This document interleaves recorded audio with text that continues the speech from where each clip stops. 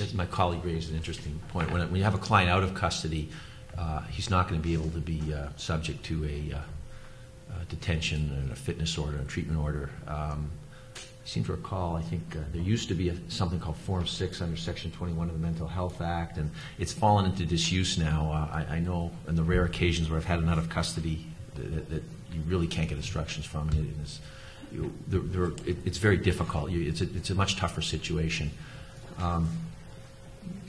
Oddly enough, I find that with mental health clients, being in custody isn't as bad as one might think. I always ask my clients, how bad is it there? Are you being treated okay? You're in Block J in Maplehurst and segregation, and you're not being allowed on the range. And it's funny, you speak to as a general rule, they don't react as badly as some poor guy who's going to lose his job and his career. And given what their alternatives are, many of them don't have any decent housing outside, and the family's given up on them, and they take a less hostile view of custody. So, as I think Mr. Kelly averted to, an adjournment is not always a bad thing when they're in custody. My general rules, when I'm in doubt, I usually ask for an adjournment. But it makes, sometimes it does improve their condition substantially. They're away from substance abuse,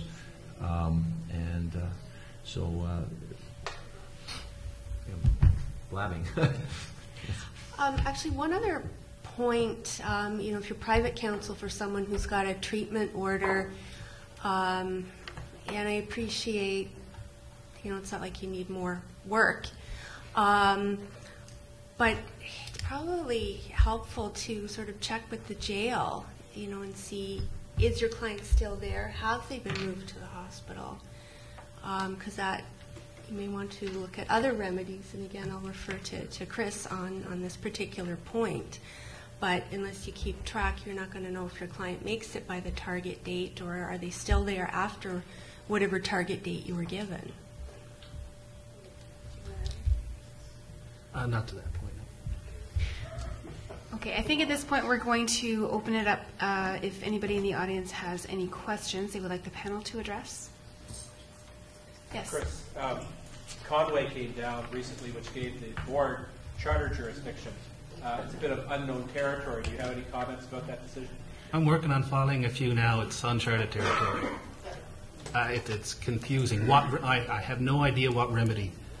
I wish they gave us some guidance on that. Perhaps just a declaration. That's something. And that might lay the foundation for a future civil suit. But we'll have to see what the boards decide. It's very odd that you have non-legally trained people trying to get through the Oakes test. We'll see how that goes. Absolutely. Yes, go ahead. Sorry, I was just going to ask a question about what we were just finishing talking about. When someone's been, there's a treatment order been made and a target date given, and you do call and the client hasn't been moved to the hospital, do you have any suggestions for? You guys have to repeat your question.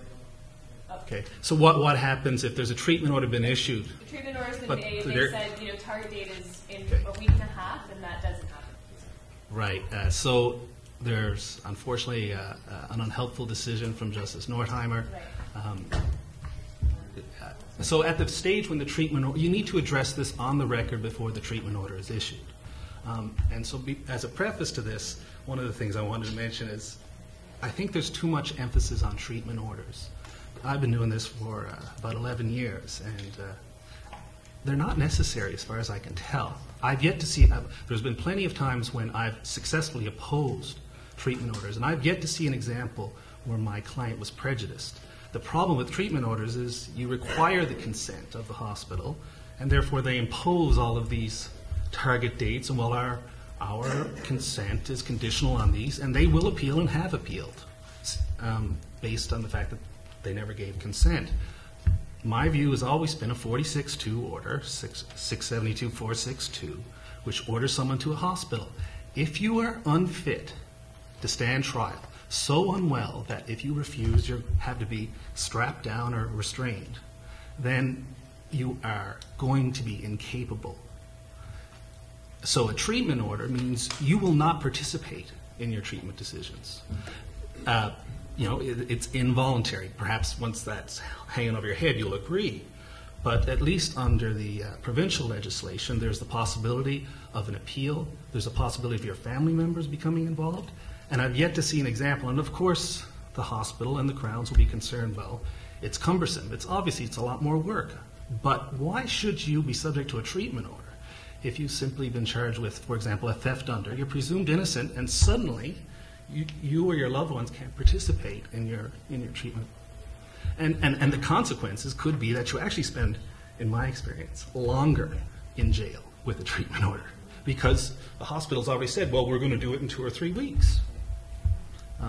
But consent and capacities can be longer, but I've seen people sent immediately to a hospital without a treatment order, found incapable within a day or two. So statistics will come out, but I don't see any benefit to a treatment order if you're trying to help your client. The point of a treatment order is to get someone fit so you can prosecute them. Yeah. We're not asking for that. We don't support that. Treatment's good. Treatment orders, that's involuntary. Get out of there. But in Chris, you could also have a treatment order, you're fit, and then you're diverted, and you get connected to the civil mental health system.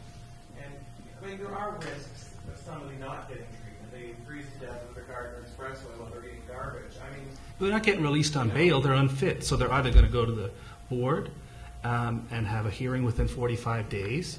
Very often they're sent back long before that because they get to the hospital and they start their treatment. They either do it voluntarily or found incapable.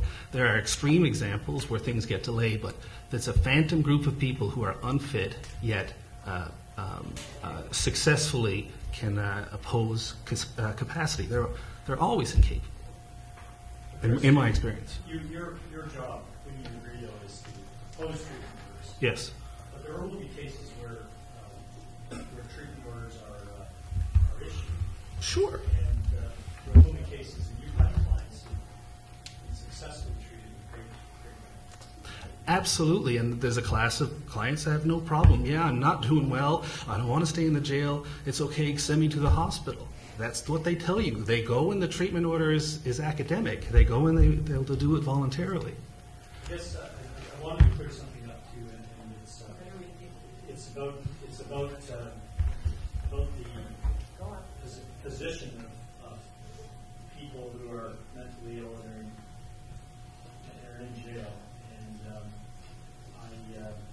I guess, Sheldon, I just have to disagree with you with what you're assessing, because I feel I don't think I can leave without having voiced this decision. I think the condition of mentally ill people who are in jail is appalling, and it's much worse for people who are mentally ill to experience jail.